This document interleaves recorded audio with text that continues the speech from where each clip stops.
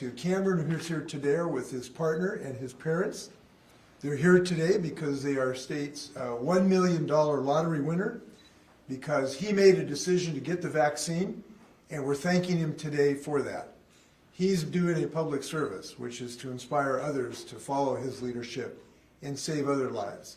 He's getting a $1 million check, but he's done something for the state of Washington himself, which is to get this vaccine and save other people's lives. He's a fellow in his early 20s. He's a motorcycle mechanic. He thought getting a vaccine was the right thing to do. We know it saves lives, and so we want to thank him for that. And his story inspires me. He's going to share a few stories with you and maybe take a question or two. He lives in South King County, and this is a great place to have a winner because the South King County region has a lower vaccination rate than other places in King County. As much as maybe just half over other areas in King County. So if this inspires more people in South King County to get the vaccine, we're particularly hopeful that it has that result. So Cameron, if your friends or neighbors are watching this, I hope they follow your leadership in this regard. We have other winners, of course. We've had 4 $250,000 winners of this lottery. Dylan T. from Yakima, Lance R. from Whatcom County, nursing student Marissa P. from the Spokane area, and Stephen T. from Walla Walla. They're just some of the 70% of Washingtonians who've given the gift of life to other people in their communities. It's gratifying that we're involved in this area, in this effort. We do believe that this has resulted in more people being vaccinated than would have otherwise. It slowed down the decline we were experiencing in the vaccination rate, so we're gratified about that. We think there are actually tens of thousands of people probably involved in this effort. So with this, I'm going to step over here, and if I have a large Sharpie, here it is right here. Cameron, you're going to like this Sharpie here, I think. I'm going to sign this $1 million check right here with the governor's signature, and I'm going to present it to a great Washingtonian who's helping. Cameron, thanks for inspiring other people. Thank you. Okay, I'm going to round of applause for a good guy, because I think he deserves it. All right, Cameron, the rostrum is yours, if you'd like to make some comments. The biggest thing I want to explain is all my life I always try to do what I want to do and what makes me happy. I never worried about the money, actually, and I always worried about what made me more happy. And I always go with my gut, and one of the things that's crazy about is I didn't even know about this whole thing until I got the call, and I didn't even really believe it, but at the time being before this, to take the vaccine, I went with my gut. I wanted to be safe with everybody around me. I want my family safe, and my peers. And thank you so much. All right, Cameron, do you want to, if you guys have any couple of easy questions, you might want to ask him what advice you got. Cameron, why don't you tell him how you heard about this and what advice you got about this? I think that's worth hearing. So, I didn't get the actual first call. It was my mom. The reason why that happened is because I did something to my phone where I couldn't get any calls that I don't know, or I think it's a scam. I won't see it. So they got in contact with my mother and pretty much pushed forward and tried to get a hold of me. And it was at a point where they were like, hey, like, this is not a scam. You can check the Washington lottery and go through and contact everybody and see if this is a real thing. And my mom's like, she told me about it. I thought it was a scam, and my mom did her thing and called me back. She's like, I think it's real. Like, you should call back. And so I was like, okay, I called and everything, and they were telling me about the whole $1 million winner, and I was just like, okay, cool. And I was processing it, but not knowing what was going on. And I didn't think I was the winner. I thought I was just a winner. But because I asked them, like, hey, what was the other things they're giving away? And they're like, oh, the $250K, and then also they were giving out Xbox, PlayStation, and everything. And I was just like, okay, but why is mine so different? And then they're like, no, you're the winner. I was like, oh, okay. And that's when everything kind of stopped still. I was like, wow, I have to process this. I've got a question. What's your advice to the people who aren't vaccinated? You've been vaccinated. You made that choice. What's your advice to people who aren't vaccinated and a concern that we may have to do perhaps what Los Angeles is doing and going back and putting masks on again? That one, I don't know how to answer. That one's a pretty big question for me. Well, what's your advice to people? Just, I don't want to tell people what they have to do. I just want them to do what they feel is right. Like, that's how I felt. I felt like it was right for me to go get vaccinated, and that was my gut. I did it like near the very beginning with the public. So it wasn't like I knew about this and got vaccinated. Like, I knew about it when I got the call. So I didn't even know this was a thing. So that's why I'm a little amazed, but I'm not going to force anybody to do anything. But I do encourage it because you want to protect people around you and others. And that's my biggest thing is like, I think it's more respectful and just keeping people safe and not putting anybody in harm. So what you going to do with the money? Home, and then I'm just investing. Right now I'm pretty much just trying to find a financial advisor. That's my biggest thing is this is a great start. And I'm not quitting my job. I'm staying because I got to keep bringing that income coming in. He's going to take his partner out to dinner. That's one of the things, one condition of this. David, thanks a lot. Congratulations. Thank Yeah, you. Thank you. Seattle Times? Yeah, isn't there a question? Yeah, we have a question from Seattle Times reporter Amanda. Oh, hi, sorry, this is actually for a different issue. Okay, good. Okay, thanks a lot, Paul. Thank Yeah, you. Good luck. Yeah, good luck. Marcus, can make a comment Sure. here before we leave here? Well, we are certainly grateful for Cameron's mother that she answered the phone and didn't think it was a scam. But first, I'm honored to be here with Governor Inslee and with Cameron. So congratulations on this big win. It has been a pleasure to meet this 23-year-old mechanic who certainly has a great head on his shoulder. We all at Washington's Lottery could not be more happy for you. So once again, we are looking forward to seeing what happens with you. When we launched this promotion, we did so virtually behind our computer screens. And today, we're here together, which is a testament to our state's vaccination rates.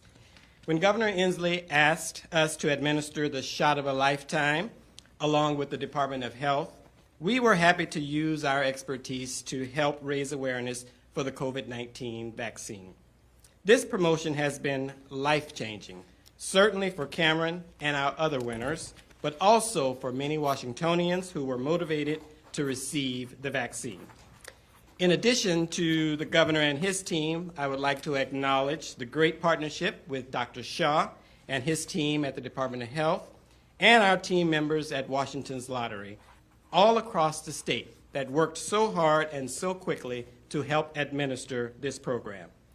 We are happy to have been able to play a small part in our state's pandemic recovery, and I thank you, Governor, for your willingness and for your leadership and for your vision in allowing the lottery to be a part of reaching your goal and the state's goal of 70% and getting Washington healthy again. Thank you very much. Cameron, may we ask your partner, saying we didn't get a proper introduction? This is Bree, my girlfriend, and we've been together for 2 years. Almost 2, 3 3, years, yeah. Okay, Bree, you gotta tell us, will the money change it?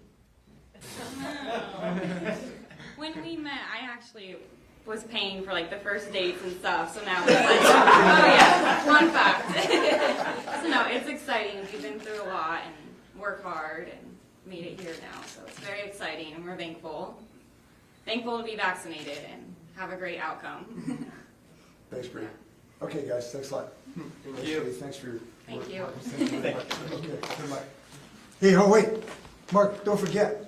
Oh yeah. Take it with you. I know, I need to go catch the school. I guess we should all listen to our mothers. This is certainly good advice. Okay. On to other subjects. Our border with our great friends to the north, Canada, we have been gratified that we have heard from the Prime Minister that there is a good possibility of opening the border in mid-August to folks who are vaccinated, to Americans to be able to go north. This is good news. We understand it's not an assurance at the moment. We understood Canada say if their conditions continue to improve that the border could reopen to vaccinated Americans. This is great news for all of us in Washington, obviously including those in Point Roberts. But we are going to remain very diligent. I'll be sending a letter today about this subject for a couple of reasons. One, we want to make sure this happens. And second, it's very important for us to allow Canadians who are vaccinated to come to the United States as well. It's very important to them. It's very important to us in our economy. It's certainly at Point Roberts. It's very important to the economy of Point Roberts to keep a grocery store open there to have Canadian customers. And obviously for everybody in Washington to have access to the goods and services and the relationships from Canada. So this is good news that this window of opportunity is opening, but we will be very diligent in continuing to press the case that we are ready to reopen this border. And the reason is we have very similar vaccination rates right now between British Columbia and Washington State. We should trust each other at this moment to get these borders open. And by allowing vaccinated people, at least at the beginning, this would be a good step.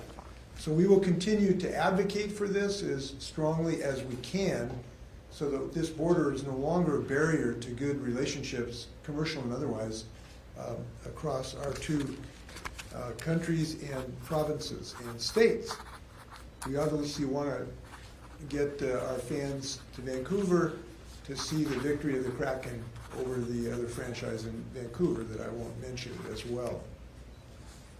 We have a couple other emergency proclamations in response to our fires that I've issued yesterday. One proclamation amends our burn ban to suspend statutory truck driver hour limitations.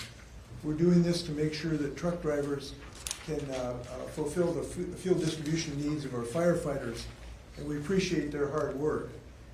This will also allow our National Guard to assist firefighters as well.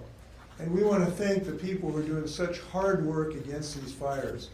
Our firefighters, our members of the Guard, they're being so stressed by the frequency of these fires. In fact, our firefighters across the country now are experiencing this. These are becoming permanent fire seasons. And we want to thank them and their families who are working so hard right now to reduce this fire threat. I've also issued an emergency proclamation declaring an emergency in 19 counties where the heat damaged our infrastructure, including our roads, which will allow bidding to move forward to be able to do emergency repairs and the like. So again, I hope people are trying to preserve their own personal safety, and let's all give a hearty thanks to all our emergency personnel who are working on these fires. With that, happy to stand for questions. Yes, I have one question. With this, the giveaway now going on, there's still some counties in Washington that have vaccination rate around 30%. Here in Pierce County in particular, the rate of administered doses has been somewhat on a decline. So now that this giveaway is ended, is there any other plan from the state to get people vaccinated? Is there some sort of plan that might go beyond incentives or gift giving or things like that? You bet. We intend to be very diligent every single day to increase these vaccination rates. This is absolutely imperative. As you point out, the differential, we have some vaccination deserts in our state. They're very, very troublesome to us. We have some places where we've had great success. San Juan County at 81.2%, King County at 78.2%, Jefferson County at 73.9%. But then you look down at Garfield County at 30%, less than half of these other counties. Stevens County, 31.2%. Ferry County, 41%. So we have this two Washingtonians here. And right now, these vaccine deserts are very much at risk. If you are not vaccinated right now, you've got a target on your back. And these counties have a target on their back with these low vaccination rates. Because what we have seen is that places with these low vaccination rates can experience a huge surge. These vaccination rates of these endangered counties are similar to what they were in Missouri, where it blew up in Missouri, where there weren't enough ventilators for people. We do not want to see that happen in the state of Washington. So we have to maintain a very aggressive approach, and we're going to remain looking for new ideas. Here's one. We are embracing the medical community and encouraging them and enabling them and paying them to be able to provide scientific information to their patients. This morning I was on a conference call with about 600 medical providers. We have a program called POP, Power to Providers, to enable them to give medical information to their patients.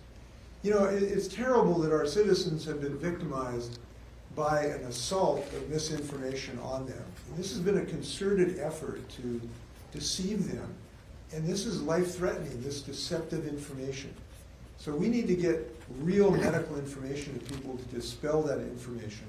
And I'm pleased that the medical providers are signing up with this POP program to actually be proactive, to reach out to their patients and certainly talk to them when they come into the office about getting this vaccine. We are also changing our distribution system so that we provide the vaccine in smaller increments to medical clinics so they can have a smaller amount commensurate with the size of their patient load to make that easier. And we're going to look for every other mechanism to share this information. We don't have current plans for another financial incentive. We do believe that the program we had for this lottery did have a beneficial impact because it slowed down the decline. These numbers were declining precipitously, and the evaluation of the department showed that that decline slowed down.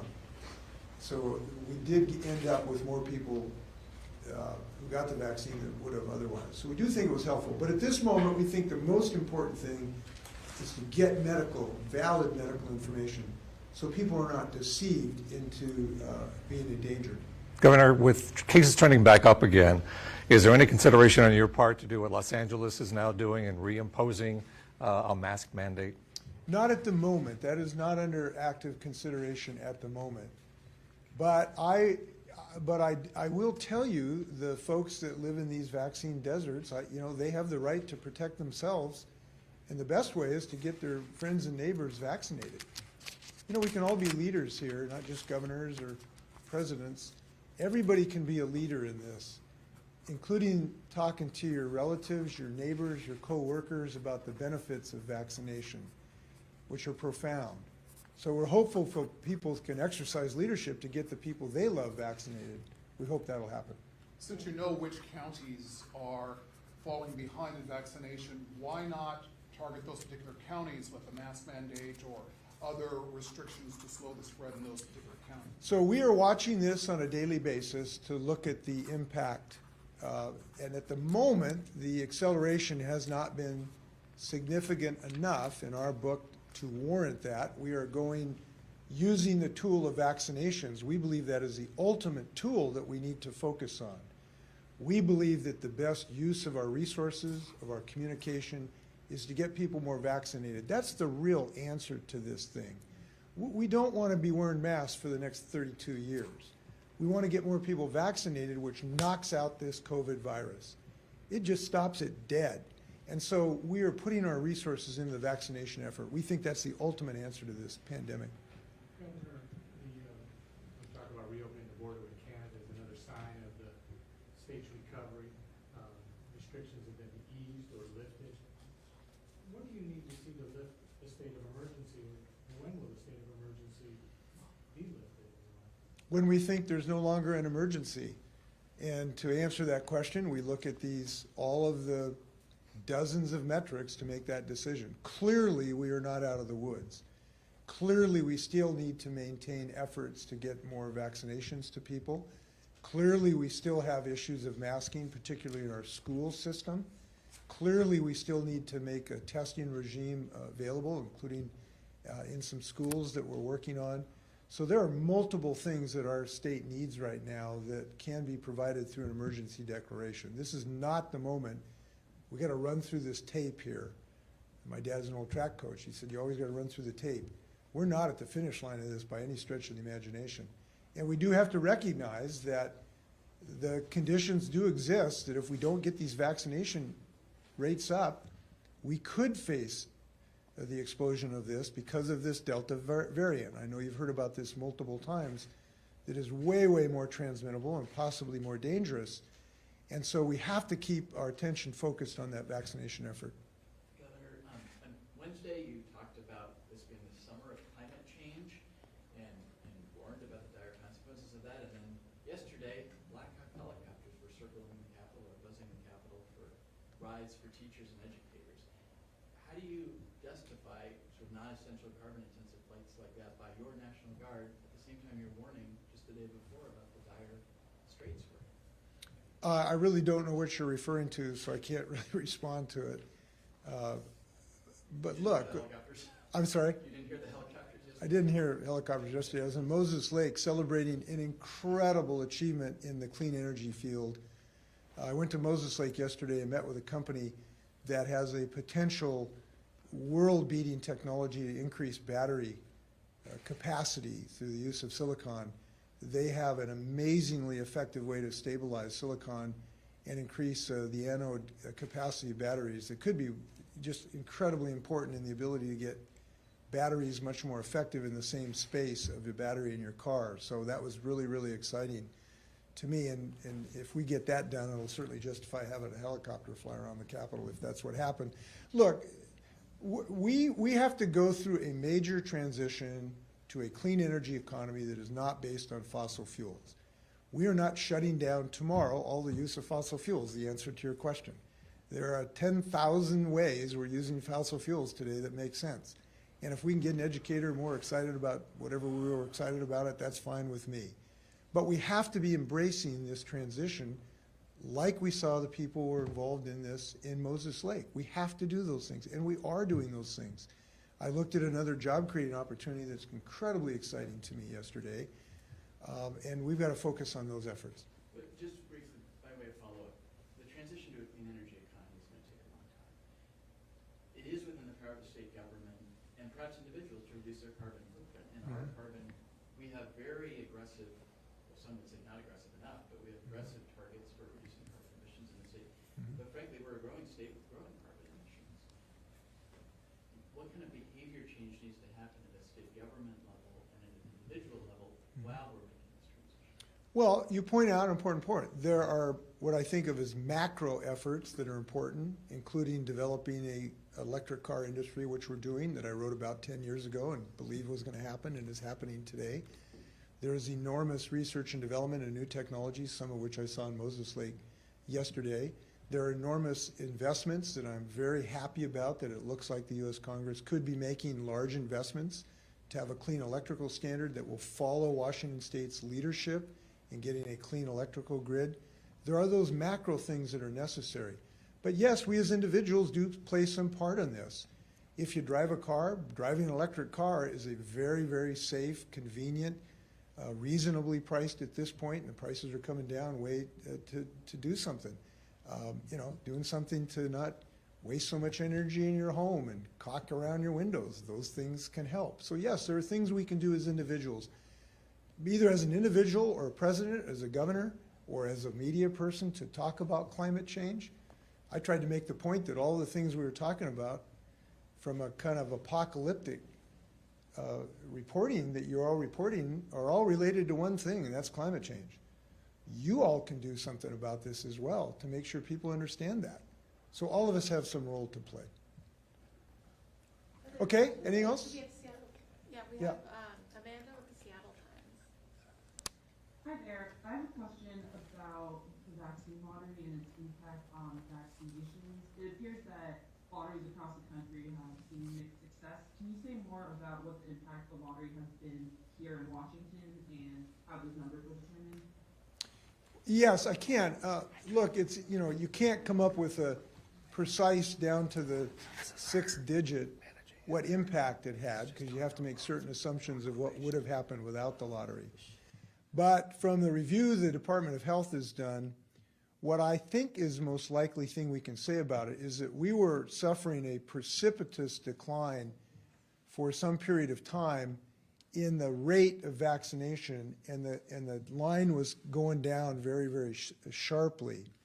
After we initiated the lottery, that precipitous decline was reduced as its angle of attack. If you watch the Tour de France, there's a percentage of the angle of attack. So the rate of decline was reduced. So you ended up getting more people vaccinated than than otherwise. I think it's a fair statement that that's a likelihood. So I think this exercise was useful. I believe it was useful, if nothing else, as it kept this in the public eye, talking about vaccinations. We had more conversations about vaccinations than we would have if we hadn't had this lottery program. $1 million keeps this on people's tongues. So I do believe it was a worthwhile endeavor. And I hope others will, again, feel the joy of saving lives here. You know, I gave away $1 million, but people can do what I did today, which is to save somebody's life. I hope people will do that by getting vaccinated. With that, yeah. On the heat declaration or the proclamation, the counties will submit, can you explain how it'll work? Is counties will submit damage estimates to the state, and then will they be reimbursed by the state, or is this something you have to file with the federal government? How does this? Well, the heat declaration, there's a variety of pools. I won't go into the specifics. I'll try to get you the specific channels. There are a variety of channels for relief. They each have their own criteria. I'll try to get somebody from the Department of Emergency Services to get you more details about this. But the most important thing is this allows immediate restoration of services. It allows to waive some contracting rules so we can get to this right away, which is very important, obviously. With that, be well, go Kraken.